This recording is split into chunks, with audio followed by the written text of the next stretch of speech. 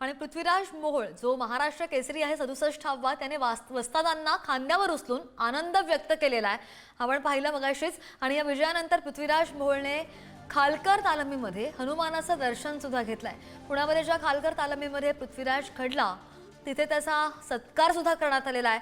आणि शिवराज राक्षसच्या कृतीवर पृथ्वीराजच्या वस्तादांनी नाराजी व्यक्त केली आहे.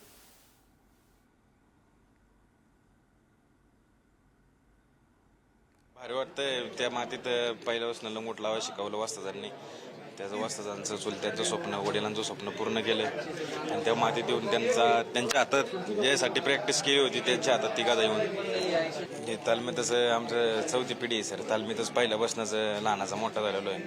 असं सांगता नाही येणार कधी बसणं लहानपणापासूनच तालमीत आहे. चुलत्यांसोबत असन, वडील पहिले बसणं घेऊन असन. नाही माझे वस्ताद असतील त्यांनी सांगितले, पण तरी पण इथून पुढं नॅशनल असेल, इंटरनॅशनल असेल, आपल्या जिल्ह्याचं तालुक्याचं नाव मोठं करायचं. पहिली प्रतिक्रिया खूप आनंद झाला, कारण माझ्या त्या आनंदात पारावार राहिला नव्हता. मला वाटतं जवळजवळ 7-10 वर्ष झाली त्याला घडवण्याचा प्रयत्न करत होतो. हो, खूप समाधान वाटते. तो विजय घेऊन आला त्याच्यामुळं आम्हाला खूप समाधान आनंद होतो.